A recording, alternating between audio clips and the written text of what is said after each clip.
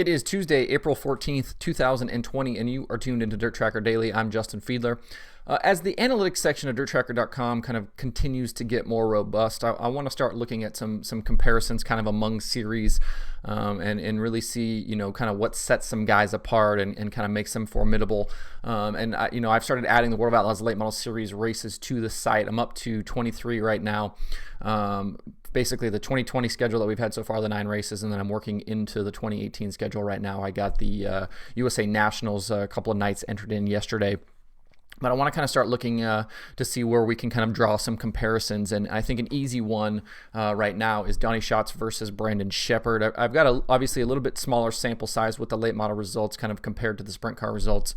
But I think there's enough data there to kind of start looking at this and see where we can, compare these guys and see who's good where and things like that. So I think these guys too are especially interesting to compare kind of because of their relationship. When we see Schatz bring out a late model, it's a rocket chassis, and he's usually parked right next to the one team.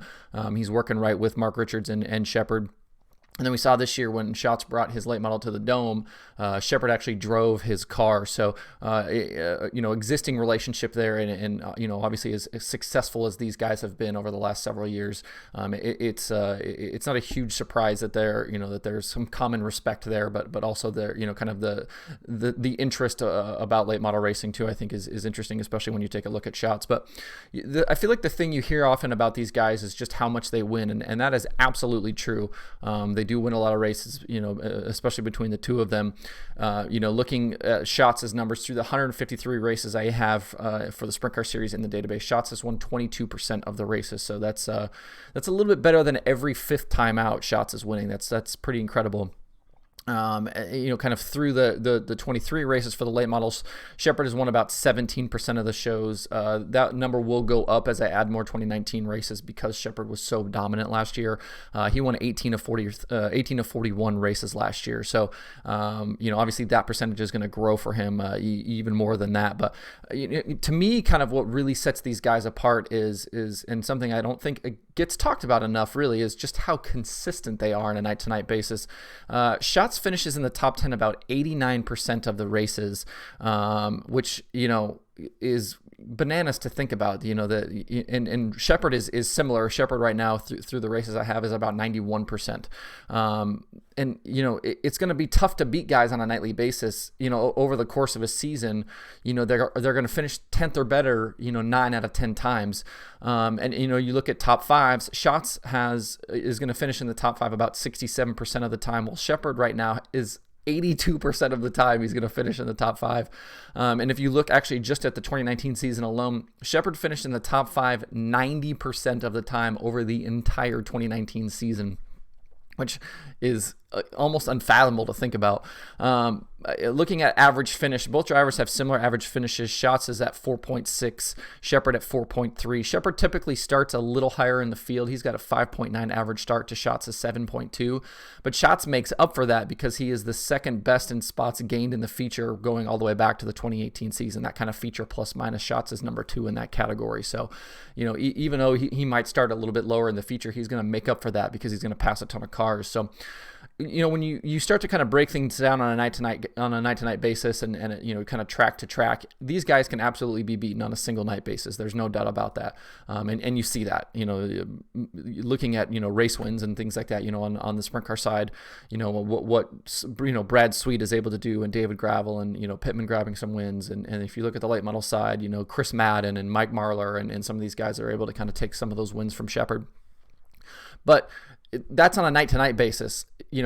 Any number of guys are going to be able to have a chance. But as you look over a full season, and with that consistency and their ability to adapt to racetracks and bring a wealth of experience and a wealth of knowledge on a night-to-night basis, you see why it's so difficult to be able to take these guys out. And I think a really kind of pointing example of that is Brad Sweet did win the championship last year, straight up against Donny Schatz, but Sweet, after securing the championship at World Finals last year, said it was the most stressful year of his life, and you see why, because the expectations that you've got to have, and what's going to take for you to beat these guys on a nightly basis is just so damn high, and you understand why it's so stressful. So just wanted to take a quick peek at a comparison and just kind of see where these guys kind of shake out against each other, and we'll do more of this as more races get in, and these numbers are obviously going to change too as I add more late model races, but just to give you an idea of just how good these guys are every single night and why they're so tough to beat. But moving over to some racing that happened last night, the World of Outlaws late model competitors took to the virtual Lernerville Speedway for a 50-lap feature. 54 cars took time in qualifying. It was the usual suspects up front, Caden Cornell going quick time over Corey Gordon and Logan Seavey. Heats were won by Cornell, Gordon Seavey, Chase Briscoe, Mike McKinney, and Trent Ivey. No surprise there. These are all names that we've seen, at the front of these shows. Several have won races, and guys that you're going to see at the front. The Bs were won by Tyler Clem and Nick Hoffman. Cornell and Gordon started on the front row of the feature. Cornell jumped out to an early lead. He led the first 9 laps, and then Corey Gordon took control on lap 10. Cornell wound up tangling with Mike McKinney down the backstretch a few laps later. Drivers kind of got together, ended up a little bit over the berm, and then had to kind of come back over and collect it. McKinney kind of came out a little bit better there. Gordon got pushed a little bit further down the order. He would end up 13th. Corey Gordon looked like he was about to kind of be unstoppable in this. He led the next 21 laps, but there was a restart where it looked like the previous restart before that Gordon kind of got a jump on everybody and went early. So I think this time CB was kind of anticipating that he was going to go early again. Well, this time Gordon brought him down slow, and CB anticipated a quicker start and basically just ended up running Gordon over on the start. Gordon actually got spun kind of back into the field, actually ended up turned over. So kind of a tough break for him that basically pushed him all the way to the back of the field. That incident gave the lead to Mike McKinney. He led 19 of the final 20 laps to grab his second late model invitational win and get a $1,000 check. Ashton Winger, a B-main transfer, actually drove from 21st up to finish second. He was also hard charger. Ethan Toder was third, Trent Ivey fourth, and Nick Hoffman from a B transfer up to fifth. Pretty crazy night with some of those moves that guys were able to make, but fun racing to watch again at the Lernerville Speedway. That's a good racetrack, I think, for both series. You usually see some pretty good racing there for the sprint cars and the late models when they head to Lernerville. If you want to check out some more racing tonight, the sprint cars are at Lernerville tonight at 7 p.m. Eastern on Dirt Vision.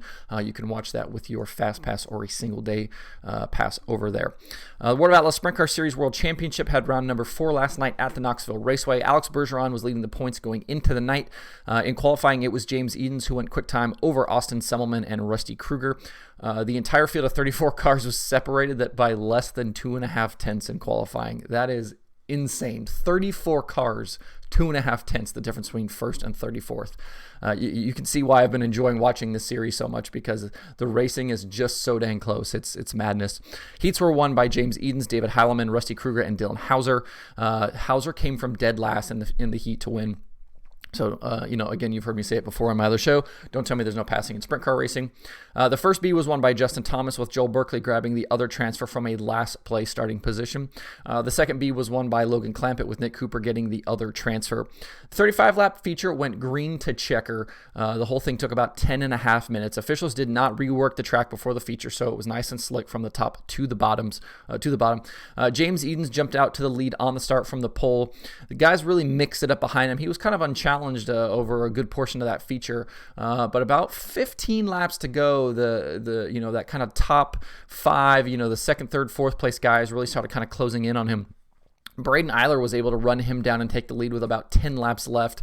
You could kind of see Eiler use the top to kind of run Edens down. Edens was kind of switching lines back and forth. He'd run slider line, he'd run the bottom. He didn't really have one spot on the track that he was really good. I think that kind of hurt him a little bit, with Eiler able to really kind of bang the boards and run him down.